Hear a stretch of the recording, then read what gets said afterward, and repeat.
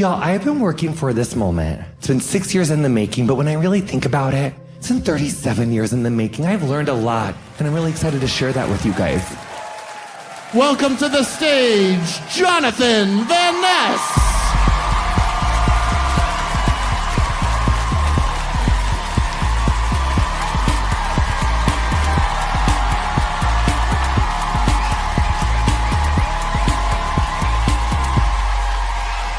Austin, Texas!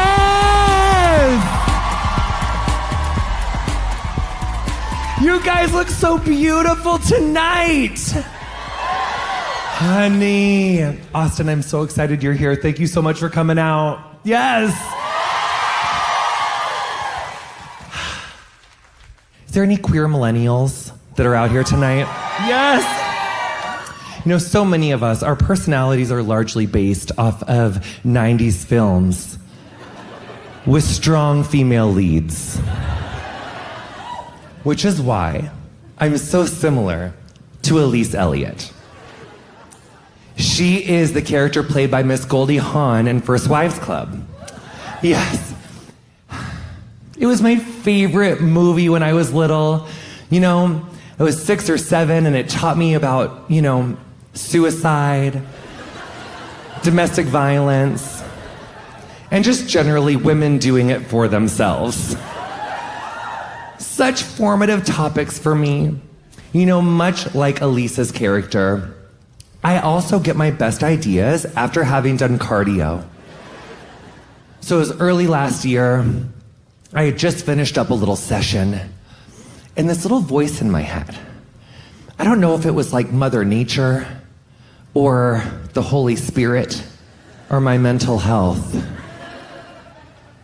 but the voice said, get your phone and go to the mirror. And next thing I knew, I was like, you're a hot slut. Yes, honey. Now, if you don't follow my Instagram, that must be really hard. My condolences and sincerest apologies to you.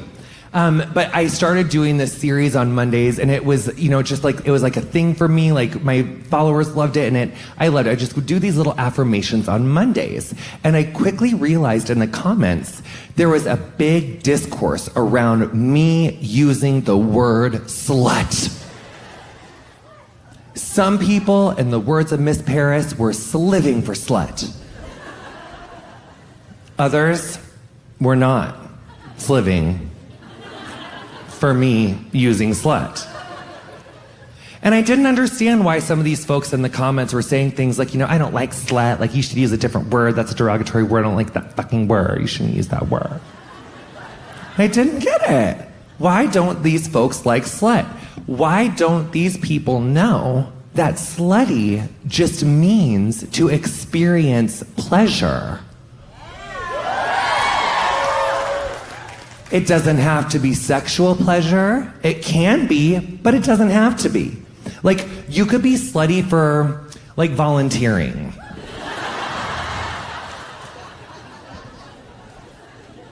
Girls, get your fucking heads out of the gutters, okay?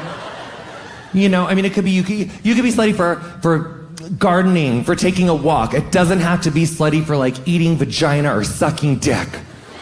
But it can, it's a lot bigger than what I think people realize. And I didn't understand why these people didn't know that. So I racked my fucking brain. Why don't these people know? And then I realized, it's these fucking Republicans! They've been trying to ban sex education for years. And now no one knows what slutty means.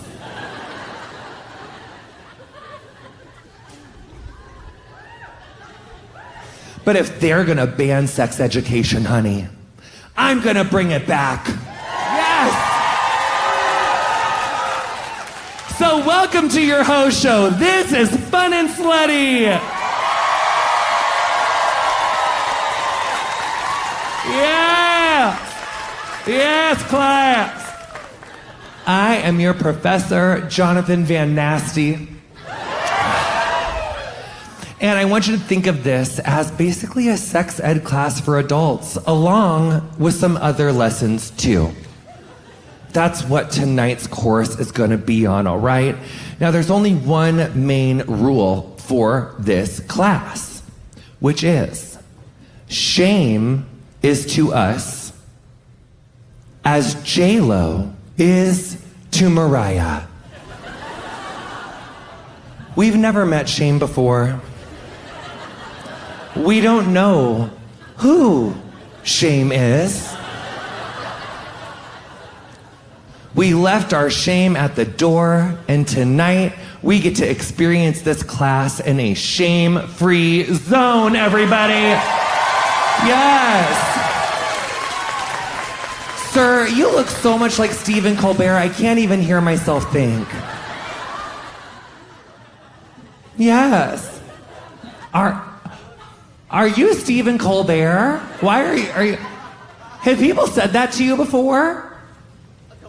Yes. I just wanted to make sure. I was like, wow, I can't believe he came to my special. But I love doing your show, you know. You're actually one of my hall passes with my husband, you know. Just, you know, it's, you know, just, oh my God, honey. This is a really good crowd. This is a really good crowd, you guys. So that's what I'm saying. This is a shame-free zone. Now, is there any other educators that are out here tonight? Yes? Yes, yes. How hard is our job? Oh my God. These fucking students these days. Oh my God. I'm so stressed out. I think it's really important as an educator to know what you do not know. And what I don't know about you all tonight is what is the most sexual thing you've ever done in your entire fucking life. Now, I know I said that there was only the one rule. But if there's someone, this is gonna be some crowd participation, okay? So we're gonna do a little bit of like open, you know, class work. But if the person next to you is screaming something like, you know, I don't know, like, you know, like the manager at my local Taco Bell took me into the bathroom and put hot sauce on my toes and then ate it out and then fucked me in the ass. If someone is saying that, and you're saying like, oh, I had a three-way once, like let the Taco Bell person like have their moment, you know what I'm saying? And I have to tell you, you know, we have to remember, we were locked in our houses away from each other for a very long time. We didn't ever know if we would get to come into a room like this again and like have a special. So, you know, look at your neighbor, open your mouth and spit.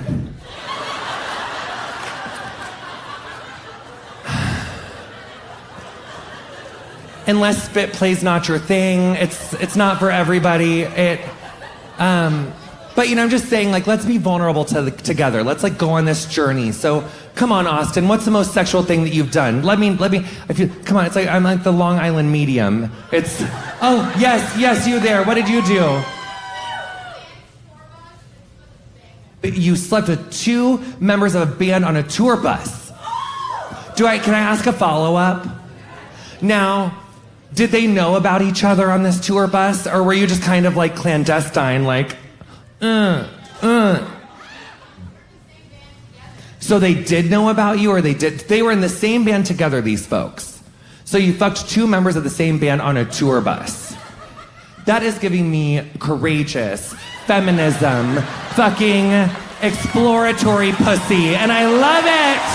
Give it up for her. Yes. Yes, Austin. That's nice. What do you want to share with the class?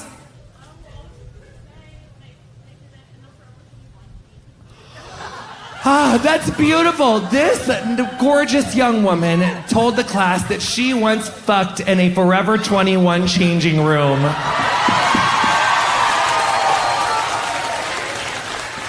Yes, you're right there, honey. What did you do? Oh. Have you ever seen that video of that guy doing a standing back tuck on his Porsche, but then he goes through the windshield? It was not a great video. Anyway, yes, sir. Oh, I feel like this is going to be good. Okay, I'm ready for it.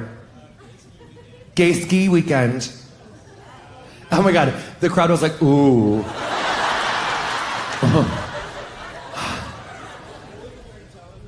At the urinal in the restroom class.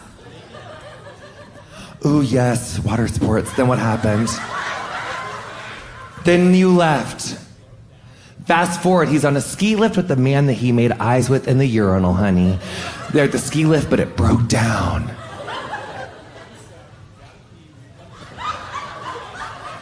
Okay, wait.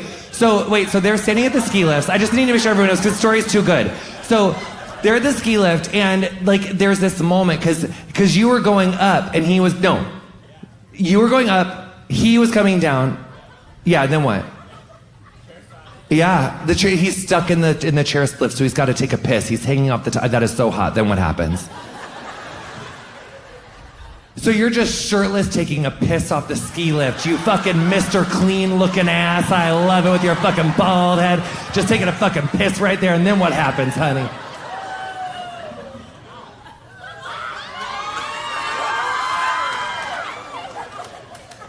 So he pissed down this guy's throat from the lift chair at Gay Ski Week. Yes, girl. Yes. Now I have to tell you my piss story. When I was 25, I met this like gorgeous, muscular DJ in Los Angeles, and we used to like hook up for like a long time, right? He was like my little like 2 a.m. like are you awake type guy, right? So this one morning, it was like 2 a.m. I got over there and we fucked, and then afterwards, like I don't know what came over me, but I was just like, I think I'm ready like to be pissed on. Like I had never done it before, but I was like, let's go into your shower and like let's try it. So we went into the shower, and I got on my knees, and he was like so muscly and like a big like superhero looking man. He was so cute. I should change his name, but he had this cute name. And so I was there on my knees, and it was a curtain shower, and that's important. It comes into play in a minute. So it was a curtain shower. So I'm on my knees, and the second that his urine touched my chest, I projectile vomited from the depths of like not my mola bunda, like way down here, like very just like whoa. And then in his horror, he tried to get out of the shower, but he tripped. And he pulled the shower curtain down. Now, just to give you another thing, I was kind of like that. So I ended up throwing up outside the shower, like, and then he, trying to get away from me, like tripped and then like pulled the shower down and then collapsed into a muscular pile of my vomit.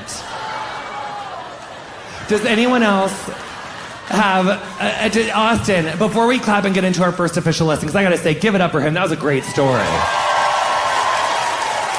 So you ready for your first lesson? Are you ready for your first fucking lesson? I say hot, you say slut. Hot. Hot. Social media. Now, you guys, I want you to make some noise if you know the difference between your FYP and your Explore page. Now, make some noise if you don't know the fucking difference between your FYP and your Explore page. I'm always so fascinated by the answer there, and I have to say that for a tech city, Austin, I am shocked. Okay, so your Explore page is the algorithm that powers your Instagram. Your FYP is the algorithm that powers your TikTok, okay? These algorithms are incredibly strong things. They know you better than you know your fucking self. The reason being is that these algorithms are always watching.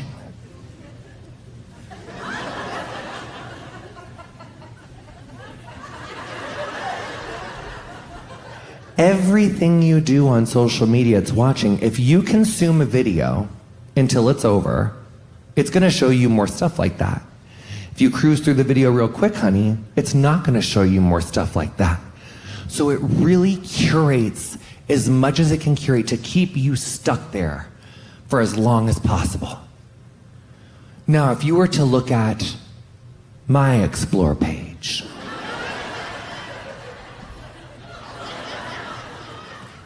you would see someone who evidently loves hairdressing. Okay, there's a lot of hair stuff, a lot of before and after hair stuff. There's a lot of figure skating. There's a lot of gymnastics. There's a lot of fist fights. When a fist fight comes across my algorithm, I cannot not watch it. I'll have a fan come up to me and they'll be like, oh my God, I love you so much. And they can like kind of see what I'm watching and it's just like a brutal fist fight. And I'm like, sure, yeah, let's do it. Or I'll be like, oh my God, look, so this lady right here came in on this lady who I don't know what happened, but they are gonna beat each other's asses right now. It's not just people fighting, it's also people falling. The drunk people getting hurt, the kids getting hurt pages, so hilarious, so heartwarming. It's just so fucking good. You know, and then also obviously hot gays and hot days. That's really what's over there on my Instagram. Now the Venn diagram, the overlap of what both apps show me is pretty narrow actually. It's hairdressing and hot gays and theys. That's the overlap. Otherwise my TikTok is so different. My TikTok is very much mukbangs. That's people eating various foods. Right now, it's a lot of frozen silky gem candies, seafood boils, and balut. Yes, it's gorgeous, honey. I'm obsessed with it. I want to make that little fucking salt, pepper, lime juice, chili fucking sauce to put in my fucking fertilized fucking eggs, and I'm gonna fucking eat like 5 of them. I'm so balut curious. I fucking love balut. I want to try. I've never tried it, but I'm pretty sure I love it because that little sauce looks delicious. That's that. And also my TikTok, the North Sea. That North Sea is so busy. It's teeming with life. The North Sea. There's so much going on there. So much going on there in the North Sea. Now, I will tell you that my TikTok also has something even scarier. I don't know if you've ever ended up on the wrong side of TikTok. But the first time it happened to me, honey, I was minding my own business. And I was like, why is Kid Rock on my algorithm right now? What is he doing on my TikTok? If I can see him,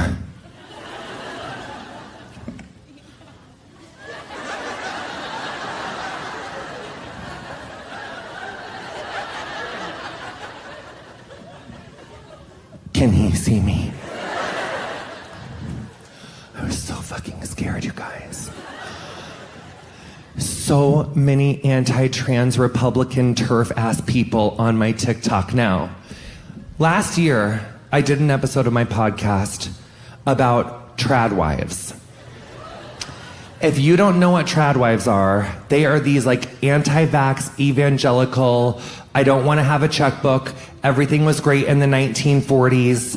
And, you know, it was probably even great before that too, like way before that. Like watching their content is like watching a fucking train crash fist fight in real life.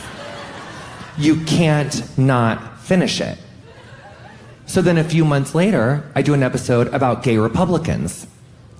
Now, my TikTok thinks I am a fucking Republican. So I am seeing all this alt-right fucking anti-trans Republican shit so often, and when I see it, I can't turn it off. I have to see what they say. I want to know what they're talking about over there. My algorithm has never fucking recovered.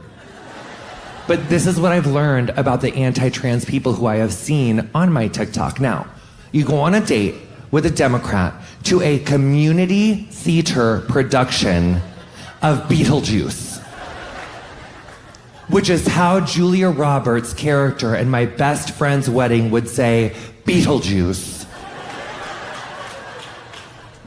and you rubbed your elbows on his penis. You vaped next to a pregnant woman and made out with this man at a community theater production of Beetlejuice. And I'm the threat to society. I just don't fucking get it. I just don't get it, Lauren. Now, and whether you're Lauren or, Pierce Morgan, because there's like the anti-trans, transatlantic folks. You got your JKs, your Pierce Morgans, or whether you're on the American side and you're, like I said, Beetlejuice Boebert, or Marjorie Taylor, or Matt Gaetz, or, so many. But here's what I've noticed about them that's all very similar. They love gender-affirming care for themselves. Love it. And my theory here is that these anti-trans people are coming from a place of scarcity, a deep place of scarcity. They're afraid that if trans people can get access to the health care that they need, then there's not going to be enough hormones and fillers and implants and hair plugs and veneers for everyone. And I just want to let them know that if there's anything that we've learned about the American medical system, they're going to take your money. They're going to find a way to take your money. So don't be afraid, Eric and Kimberly. Don't be afraid. You can get your veneers and your implants redone, fat transfer, Brazilian butt lift, whatever you want, girl. Calm down. Calm down. The other thing I've noticed about anti-trans people is they tend to look like shit. And I think the reason they do tend to look like shit is because when you talk shit about that many queer people, we don't want to be on your glam team. And then you look like you're stuck in a perpetual outlet Kohl's ad. Very generic. Very no one wanted to buy you in the regular store.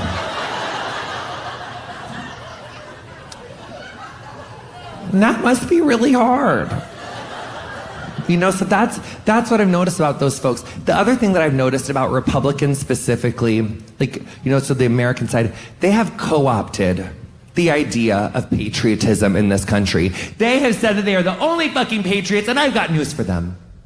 I'm a fucking patriot, you guys. I'm a patriot. Picture it. I'm Georgina Washington, taking our troops across the Delaware.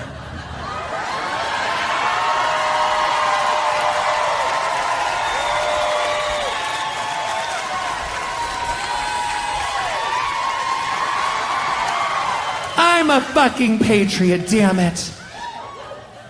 And if I wasn't a patriot, would I be willing to suck Mitt Romney's dick right here and right now?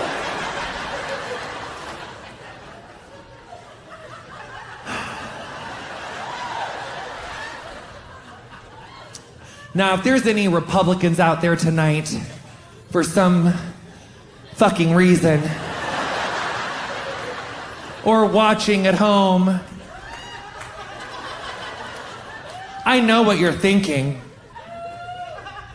Well, Mitt Romney, that's a fucking rhino. Who wouldn't suck fucking Mitt Romney's dick? You don't know what a rhino is? That's a Republican in name only. He voted to take Trump out of fucking office. Anybody suck his fucking dick? Oh, really? Well, first of all, ever since 2002 Salt Lake Games, when he strode out into that fucking arena in those shoulder pads and that black box dye, it's beautiful. Mitt is stunning, and he always has been. But it's not only him. Now, before I say this joke, I want to say this. Do you remember at the beginning of class when I said that this was a shame-free zone? So I want to say that, okay?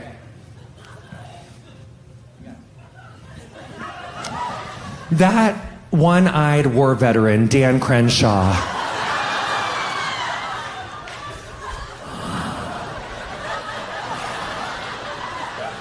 that fucking hair, that fucking eye patch, oh, those hands, oh, fuck. I have this fantasy with him, honey, where we have made the most, like, stunning love. And he's like, no, like, I want you to come first. And I'm like, oh my God, okay. And then he's like, come in my eye socket. And I'm like, Dan, is that safe? We have to protect the veterans of this country. I'm a fucking patriot. Okay? Now I know you wish that joke was over, but it's not. It's not, it's just getting started. Now I should also say before I say this person, that I have this incredible ability. It's the last vestige of the patriarchy that lives within me. And it's this uncanny ability for me to be able to divorce someone's personality completely from their physical form. It's very man-like of me. It's the only real man-like thing I can do. I just.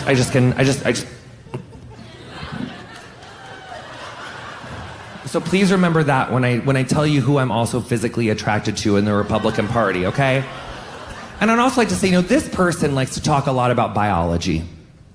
And I would just like to say that let's talk about biology. Because I'm biologically attracted to your form, okay?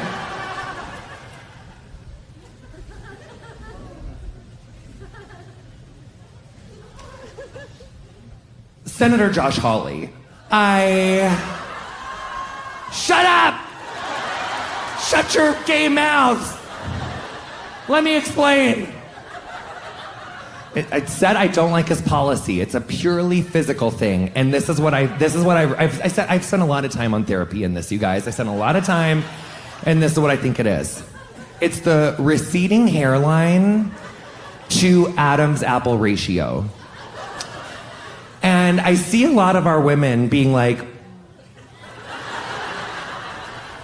it's gotten me a few times, But just stick with me. I have this fantasy. It's Handmaid's Tale. But I'm the lady in red. I'm the lady. I'm the red lady. Just picture it. I'm like this. Actually, no, I don't want to smash my curls. So it's like...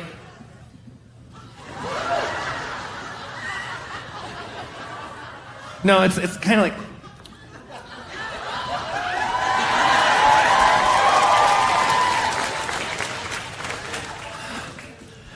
And then I'm like, Mitt, flood my guts. Yeah, flood them. Just full fucking hurricane in there,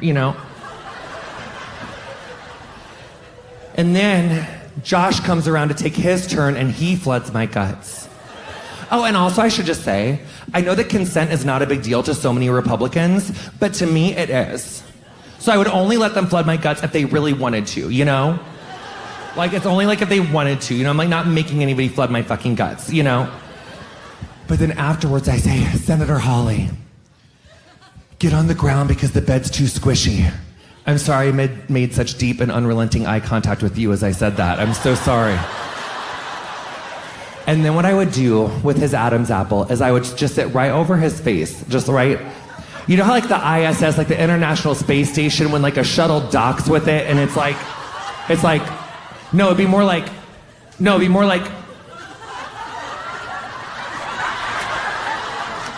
I would just like let my whole, and I would take these pesky heels off. I would take these heels off so I'd be in flats, and I would just sit right over his face like this, just so that his Adam's apple could just really tease my hole, And I would just, and then I would just kind of go like this, and then I would go like that, and I would just go all around on it. And Senator, I'd be like, Senator, do you support the Equality Act now?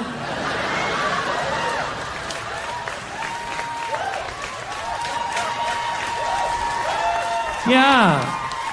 You guys, fantasies are healthy. It's good to have healthy fantasies. It's good. So look, social media. You might run into a Republican on there. It can be scary, but social media is not all bad. I did meet my husband's stiff ginger dick on there. Yes. So you might find a Republican, you might find a husband. You just don't know. Hopefully not a Republican husband. You ready for our next lesson? Hey. Okay, this one's really good. It's kind of deep. It's really deep, actually. Harm reduction. Wow. Austin, harm reduction. Now, I learned about harm reduction in rehab, where I spent my 24th and 25th birthdays. Now, not in succession, because I wasn't made of money. You know, I did 6 weeks, got way more fucked up, got a couple more drugs that I got a little bit more into, and then I went back. I said, it's time to take myself back to rehab, so I went back to rehab. Now, the rehabs that I went to were those kinds of places where it's like, you have to be all the way sober. Like, sober. We're not California sober. We're not, there's no weed, there's no fucking alcohol. It's like, you have cigarettes and coffee, and that's it. Okay? Now, I'm non-binary. And as a non-binary person, anytime someone tells me that there is like 1 or 2 ways that you can do something,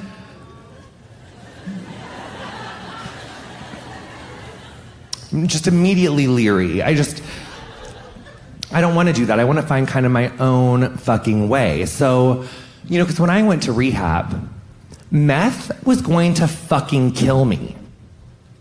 Weed, that shit wasn't gonna kill me. Weed wasn't gonna kill me. The meth, that was gonna kill me. The weed, that wasn't gonna kill me.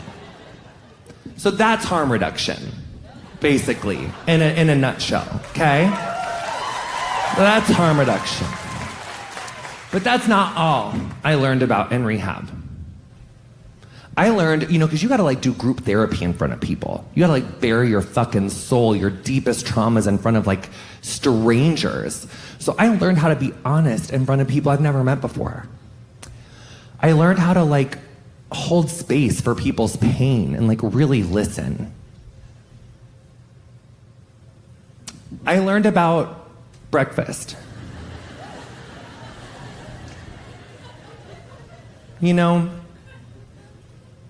When you're doing a lot of meth, you don't eat very much breakfast.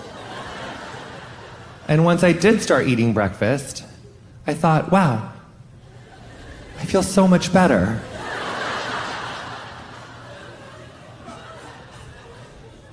It really is the most important meal of the day.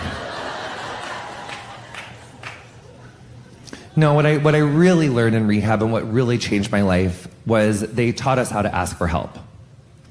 But they taught us in the most fucked up way.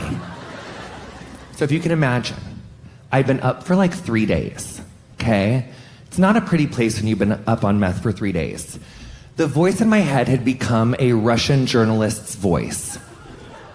There was narrating every move I made in this weird Russian accent. Now I know that you wish that I could do that accent. I cannot. It's only something I can really think of in my head, and every time I try to do it, just lets people down. So I'm not going to now. This is my fucking special, so I'm not gonna workshop the Russian accent anymore. I've been trying it in 6 countries over 70 shows, and I haven't figured it out yet. But this Russian accent's voice was very strong, and I was very scared. And I went to rehab in rural Tennessee. And literally, when I got there, they were like, "Hey, don't be afraid, but there's an ongoing scabies outbreak here." And I was like,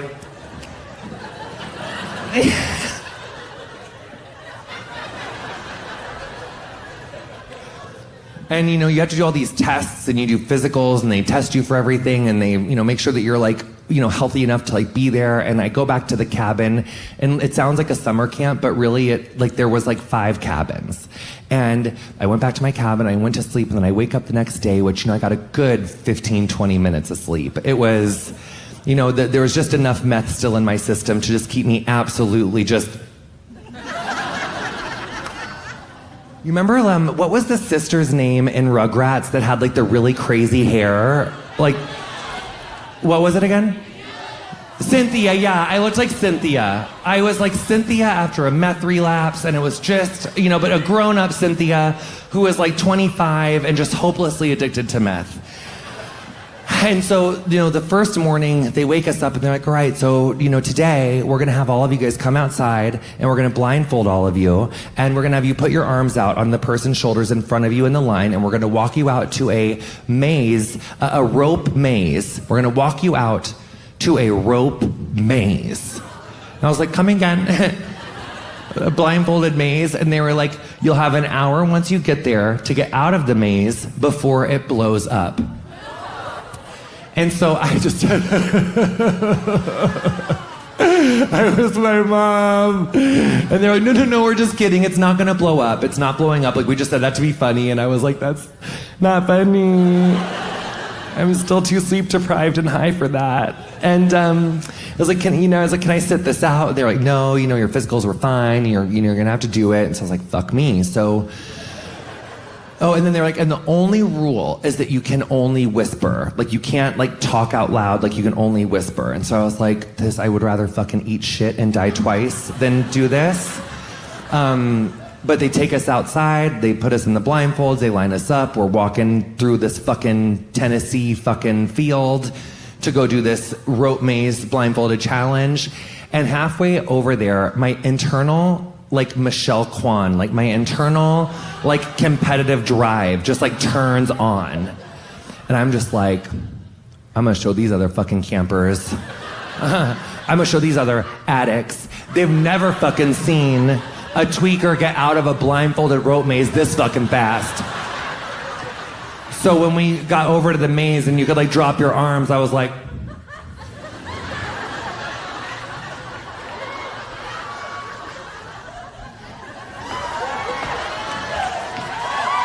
yeah, I was so fucking ready.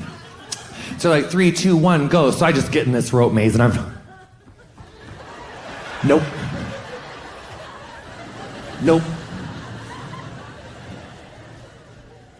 You guys, as the minutes go by, I hear less and less feet shuffling around. Less and less. Less and less. Less and less feet. So in my head, I'm like, all right, it's cool. I'm not gonna be on the podium. I'm not gonna be top 3 in this competition, but I could still get top 10, So I'm hustling and hustling. I cannot find a fucking way out of this maze. And I'm freaking out. And I always want to say camp counselor at this point, but he's the therapist who was running the show that day. He was I hear him, he's 3 minutes left, and I'm frantic. I feel like I'm the only steps at this point. I don't hear anybody else's steps. And I'm I can't be the only one who's left in this maze. And there was 50 people in my rehab. Okay, so I'm sensing that I'm the only one in the maze. And so then he's 3, 2, 1. I stand up, I rip off my fucking blindfold, and I look up. There's 50 people. I guess 49 excluding me. Just staring at my frazzled ass, sweating, crying. I definitely was talking to myself. I was asking the Russian voice to please be quiet and leave me alone. The voice was oh my God, Vladimir doesn't like losers, and you're gonna fucking, no, I was so scared. And so then I stopped, and I turn around and I look at this maze. There's no way out of this maze. There's no way out of this maze. And that fucking camp counselor walked up to me and he was like,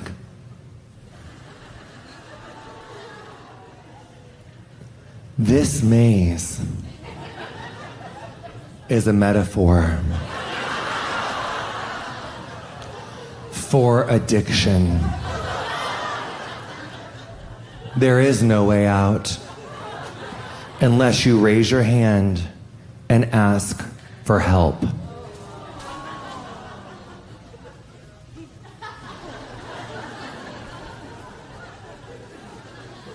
What the fuck? For these prices? Crashing off blindfolded? You could have just said, it's very important to ask for help to quit doing meth.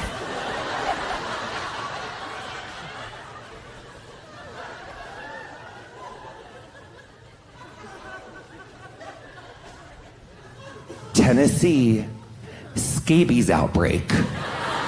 Okay? Only way is to raise your fucking hand. Fuck you.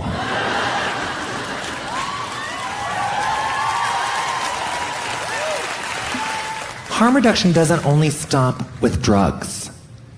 It also applies to sex. Now, in my 20s, my formative years, my teens, my 20s, if someone sent me a dick pic from via a homing pigeon,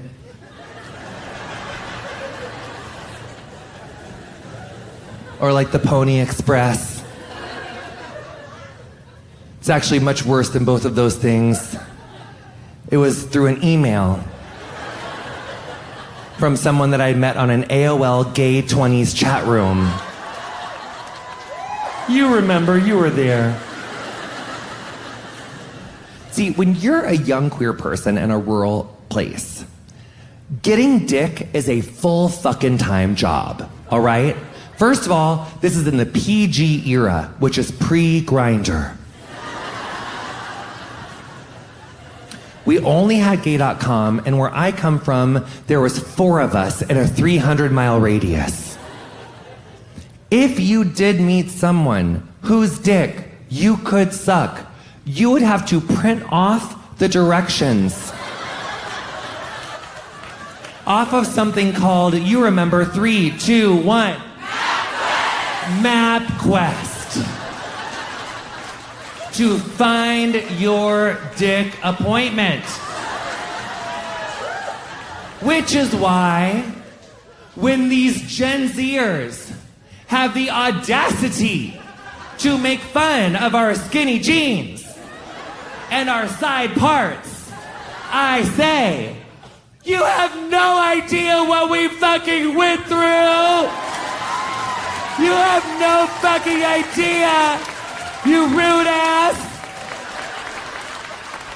Fucking MapQuest!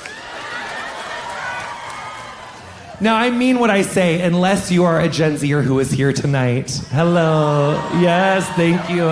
If you are a Gen Z person who's here, thank you. I love you. I did not mean that when I said that about you guys. Because you guys have a clue. So I just want to say that I love you, and because you're so important to the future of this country and the future of my career. So I just want to say thank you for coming tonight. Thank you for watching Gen Z. If you are, thank you.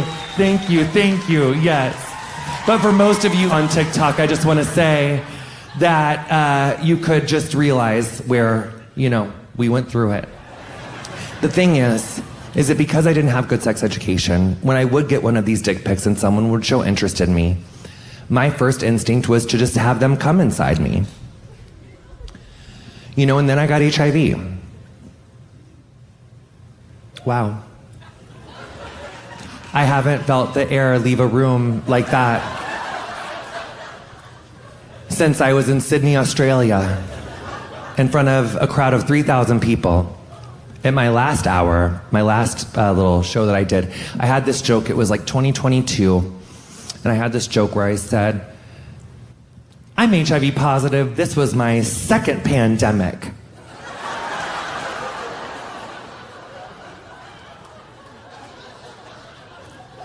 And much like that eerie quiet that descended over the room just a moment ago, that's what happened, but it was much worse because there was 3,000 people there.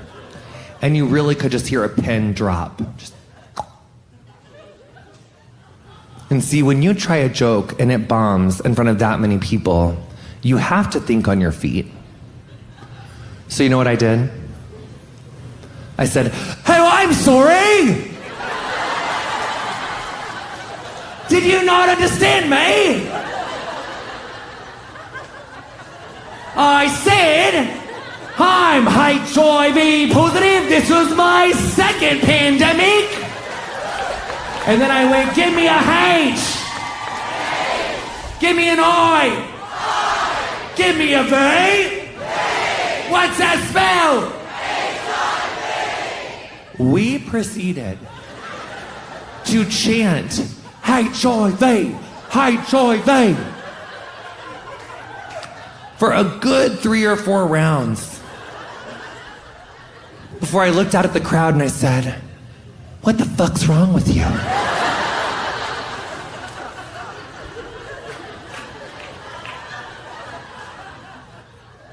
And more importantly, what's wrong with me? So yeah, whenever I tell that story about, contracting HIV, I like to do that little Sydney story so that you guys have permission to laugh. Because that's what comedy is. It's making jokes of things that would otherwise make you fucking cry. Yes. That's what it's for, you guys. That's what it's for. Here's the other lesson I would say that I'd like to talk about. I frequently get asked, how do you stay so positive in the face of so much anti-queer legislation, just anti-queer sentiment? How do you stay positive? Well, the answer is always the same. And it comes from this place within me that is so full of hope but anger at the same time. And, it's 3 words, and it's Grand Theft Auto. When I feel hopeless, when I feel angry at the world around me, I don't get angry. I get on GTA. Okay? I know what you're thinking. You didn't know that non-binary people play GTA. Well, we do. Unlike our cisgender counterparts, we don't assume the gender of someone before we murder them. That's the biggest difference. We just kill everybody. We don't stop to think about who you are, where you're from. We just mow you all down. Because that's what you're supposed to do on GTA. Now, I should also tell you that as a former sex worker, this bit feels very therapeutic for me. I just want you to remember that. So this is how I approach my strategy on GTA. First thing I'm going to do is I'm going to steal a car. Then what I would do is I would go and I would run over as many sex workers as possible. You may think that's cruel, but the reason that I did that is because sex workers have a lot more cash than their civilian pedestrian counterparts. And I needed more cash to get better weapons to kill more cops. Yes. Now, if you are like a Blue Lives Matter person and you are if that joke brought up some complicated feelings for you, I just want to say, I did not invent the rules of GTA. Don't hate the player, hate the game. Okay? I did not invent it. I didn't invent it. Now, for the uninformed, GTA is based off of Los Angeles, and it's in this fictionalized version of Los Angeles called Los Santos. And it really is just so fun. And I was targeting the sex workers, I'll be honest, until my girlfriend said, leave them alone. Let them thrive, let them build their business. Because the real money is in the missions. You guys, the missions, honey. So then I started I never was reading what the game was saying in those little boxes. I didn't understand. Once I started doing the boxes, honey, it had me open up this weed farm. And I started getting money hand over fist, honey. I was making so much money off this weed farm. Then I opened a dance club, a nightclub, and I took really good care of mine. It was 5 stars on Yelp, lying around the block. I was making so much money. I had a great DJ. It was people loved my fucking club on GTA. It was the place to be.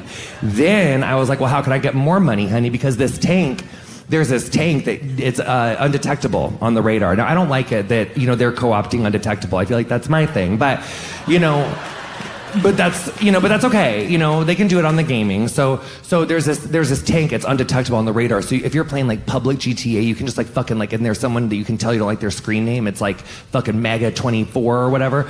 You just fucking you can stalk them in your little tank that's undetectable, and you just fucking kill them over and over and over.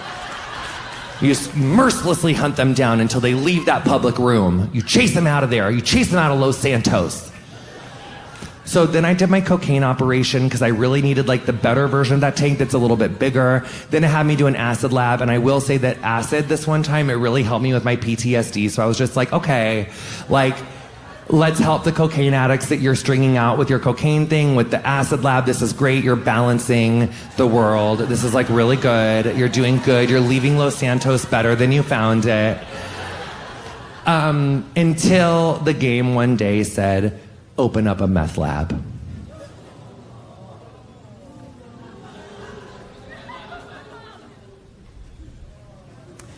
Trigger.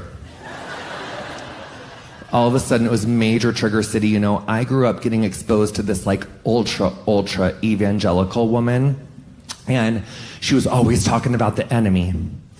And she would listen to Joyce Meyer, this fierce little short pixie-haired, red-headed fucking televangelist. And she would wear these knee pads. And she would just like wash the fucking floor at the church listening to fucking Joyce Meyer. And she would tell me, she'd say, the enemy will come for you in so many ways. And when I saw that meth message on that TV screen, I said... So I had to say, goodbye, GTA. I left it in the past. It was too dark. It was too triggering. And I said, hello, Fortnite. It's a much brighter, more bright, murderous game. I do regret to inform you, true story, 3 weeks ago, I got home from brunch at noon. And then when I looked at my phone again, it was 8:30. I played Fortnite for 8 hours. I can't believe I didn't get bed sores. So I'm working on that in therapy next. I will let you know at our next class how that goes. It's, you know, work in progress. Progress, not perfection. That's what they say. Yes. But if you are feeling like rageful, angry, you know, you want to just fucking go off on someone, don't get angry, get the GTA. It will help. It will help. Take that with you for what it's worth. Our next lesson. I know I said it's like about joy and it's about sexuality, but I look like this. And I live in Texas, all right? I live in Texas. It's cute, we love Texas in so many ways. But it's also kind of scary. So what I do is I listen to a lot of true crime podcasts. My favorite is Morbid. It's so good, you guys. It's such a good fucking podcast. My theory on true crime podcasts is that if I listen to every one I can get my fucking hands on, then no one's gonna be able to murder me. Because I'm gonna see their fucking shenanigans from a mile away. I've seen all this shit before. I know what to do.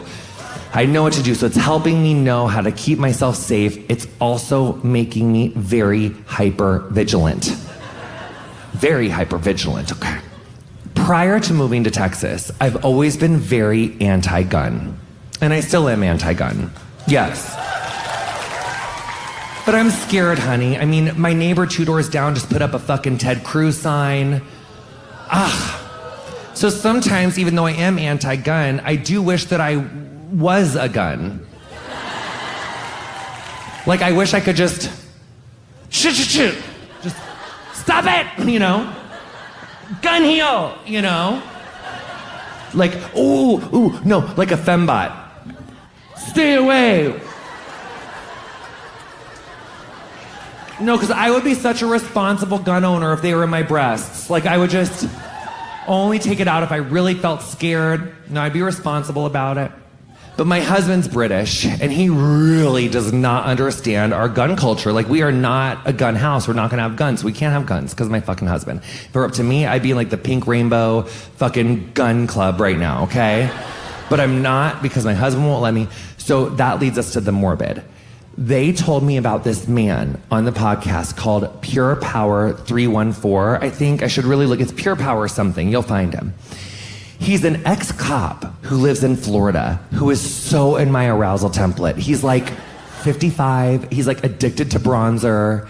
And he kind of looks like a bald, more muscular Paul Hollywood from Bake Off. But again, just like so much bronzer, like these piercing blue eyes. But that's not, because I'm pretty sure he's a Trump supporter, but obviously you know that that's not a deal breaker for me.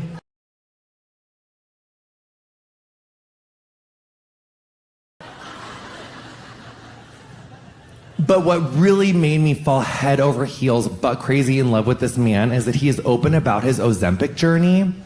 Like, every third video is about like his Ozempic, and I'm just like, That's so sweet. I just love like a big ex-cop who's like, yeah, I'm on Ozempic.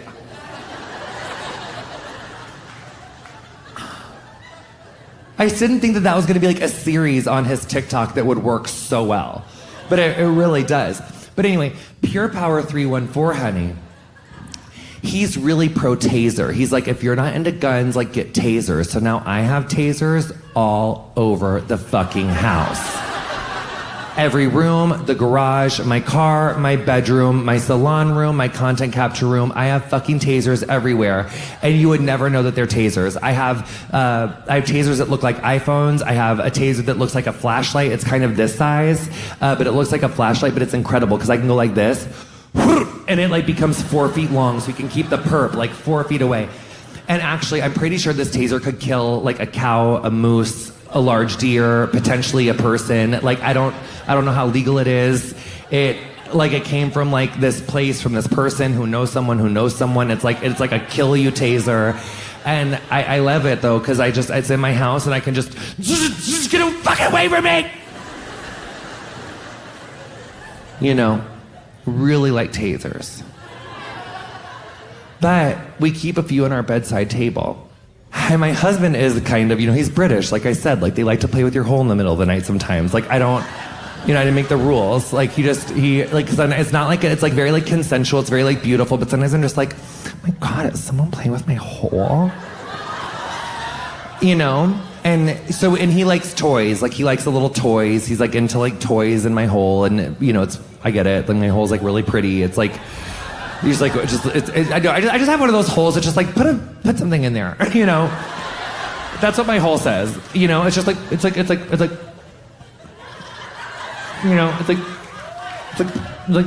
put something in here, Yeah, it's almost like an Enya song, Put something, put it in, But I'm so scared because if like one wrong move, if he just takes his finger to the wrong thing in there, I just feel like I could just...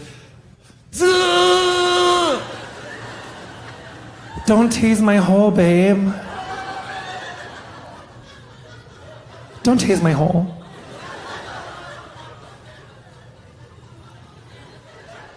Don't tase my hole. Don't do it. Don't tase my hole. No, but that's the thing, that the true crime podcast, they are making me really hypervigilant, you guys. We have 5 cats and we have 3 dogs, and they make a lot of noise at night. They're fucking animals. And every time, if I hear anything, I'm a very light sleeper. If I hear anything, I'm just violently shaking my husband awake. Wake up, they're fucking here, it's go time. I get the taser. Wake the fuck up, Mark, they're here, it's go time! No, I'll stay in here with the animals, you go see who it is.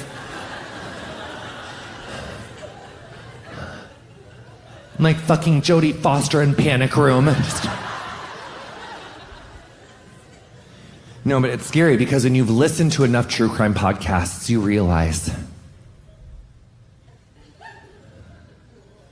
the call is usually coming from inside the house. My sweet British husband, he kind of looks like fucking Prince Harry. You know that feeling when you're trying to go to sleep, but someone's like watching you? So my husband will just be...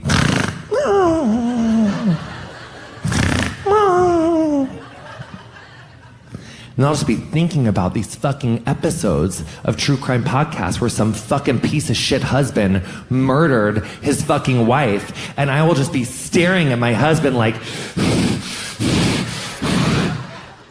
are you gonna kill me, fucker?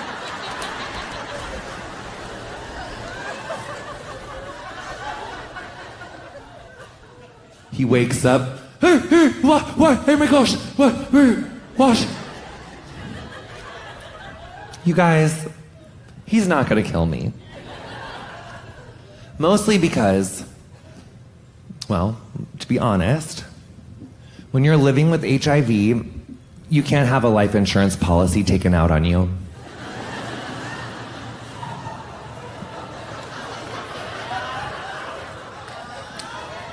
So if he murders me, how's he gonna maintain this lifestyle?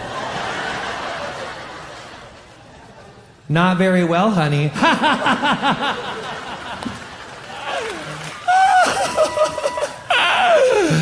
Yeah, I mean, it's crazy because when you think about it, HIV saved my life. Yeah. Austin! You guys have been so incredible tonight. I want to leave you with one last thing, which is this. It's the most important lesson. You do not have to lose yourself or change yourself to be loved by anyone else. I love you guys so much. Thank you so much for coming out tonight, Austin. You've been incredible. I love you. Thanks for coming out. Thanks for sharing your energy. I hope you enjoyed your Fun and Slutty 101.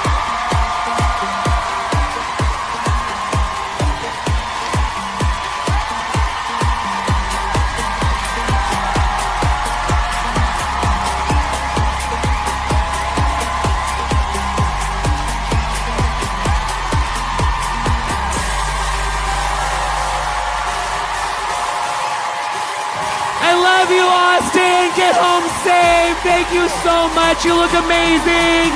You all look amazing. Get home safe. Don't do anything I wouldn't do. Get home safe. I love you guys. You guys look amazing. It's good to see you. Bye, guys. Love you.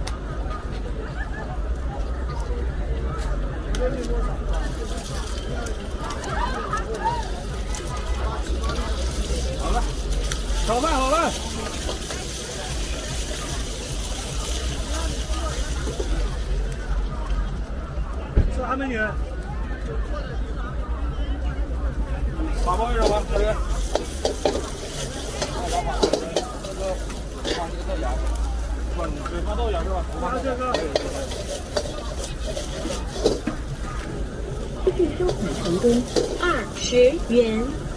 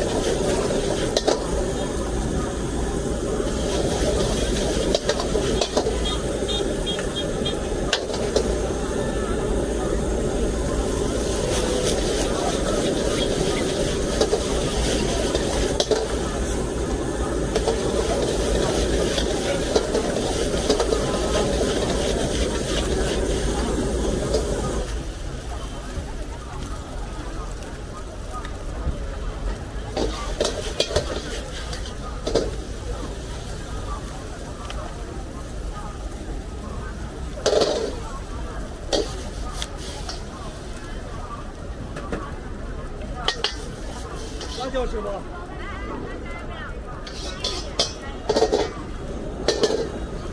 那个要辣椒啊，是不是？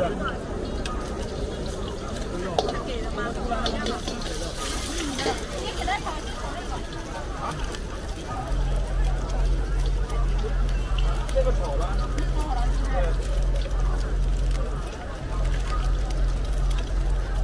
这个就是一个面啊。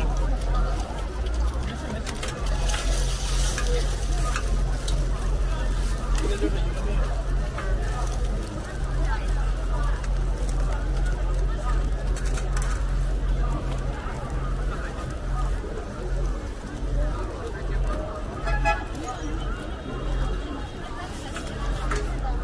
可以。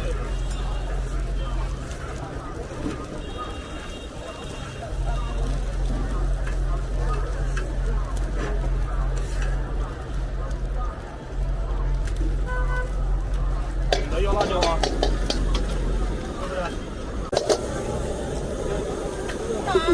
成功20元。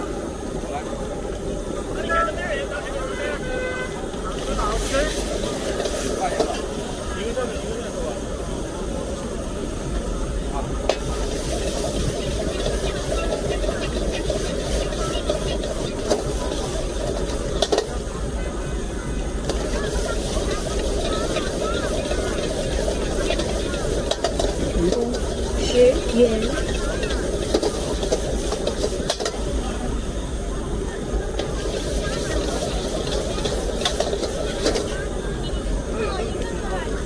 一共10块钱。